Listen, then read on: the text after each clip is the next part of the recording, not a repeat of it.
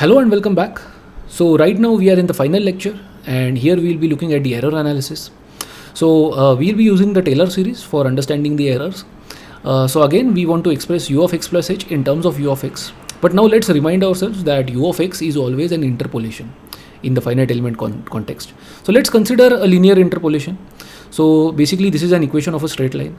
So if I were to put u of x in this manner as this interpolation, so the second order derivative would be 0 because this is a linear interpolation. So then we say that the solution formed using this approximation would converge with a rate of order of h square. Similarly, if this was quadratic, this term would exist, but the third term would go to 0, right?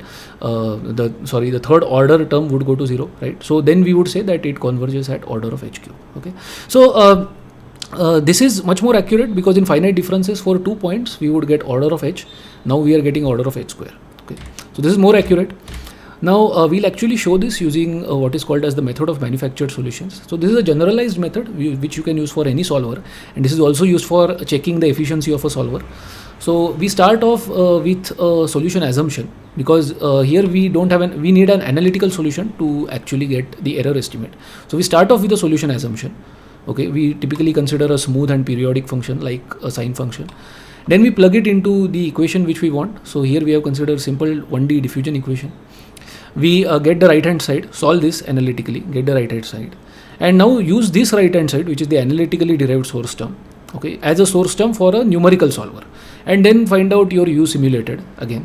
So this u simulated will have an error with respect to this analytical solution, okay, which is the solution assumption. So so I have already shown the L2 error norm and L1 error norm estimates. So you can just do the integration by using Gauss points and find out this error. So I have not shown the formula because it has already been shown before. Typically you would use a domain like 0 to pi because this kind of a solution would go to 0 identically at these points. So now let's see how to do that and generate the convergence plots. So this was our Excel sheet. Okay, but you cannot do the error analysis. It would be too superfluous on an Excel sheet. So I have just shown this within a code.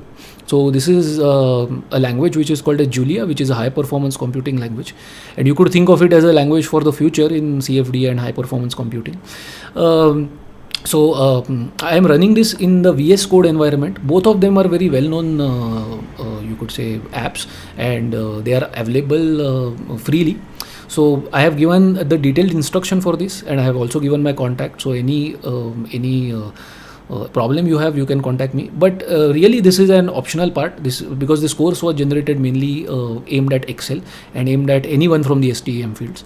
But here, just like I showed the CFD video, so this is just a demonstration. Okay, so let's begin by looking at the grid generation actually, because that is one important part which we should see.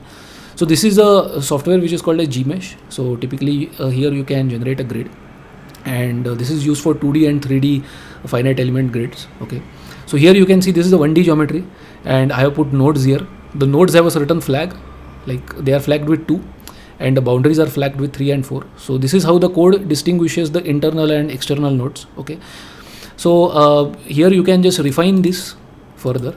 Okay, and you can increase your discretization, right? Or you can also put what is called as higher order elements. So here you can put set order 1, which is a linear element, set order 2 cubic element, set order 3 which is set order 2 is a quadratic element, and set order 3 will give you a cubic element. And using this I have generated these files here. Okay, so typically in a CFD solver you just generate different grids, okay, and you put them in series and you run your solver through all of them, and then this solver basically generates error for each of them, and then you plot a convergence plot. Okay, so I'm just going to run this here, and so it is very simple to run this. So you just have to press the play button, and this is for cubic elements. Okay, so if I just run this, so it will do the error analysis, and you will get a slope of 4 here because these are cubics. And if I just put linear and run this, I'll just get a slope of 2. Okay, so this means both my solver is working correctly as well as the error analysis that I'm seeing, the polynomials are correct. So basically this is how you do an error analysis. So I have not gone into depth. So this is actually a segue into what I really want to do in the future.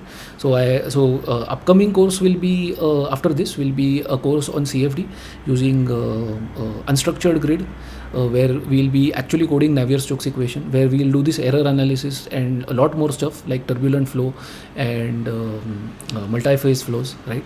So I hope this course was mainly for absolute basics and oriented to anyone from the STEM fields. So I really hope I was able to convey the basics of finite elements and some transport equations, FDM, FVM as well. So I hope this is useful for anybody who is even from an experimentalist background to understand their experiments and use this for using COMSOL or ANSYS or these softwares, understanding how these softwares work.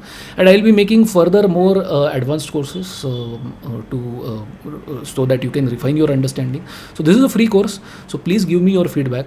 That's really essential for me to make the next courses even better. Help me serve you in a much better way. So this is what I wanted to talk about in this lecture. I thank you for attending this course, and I wish you all the best for your finite element analysis. Thank you.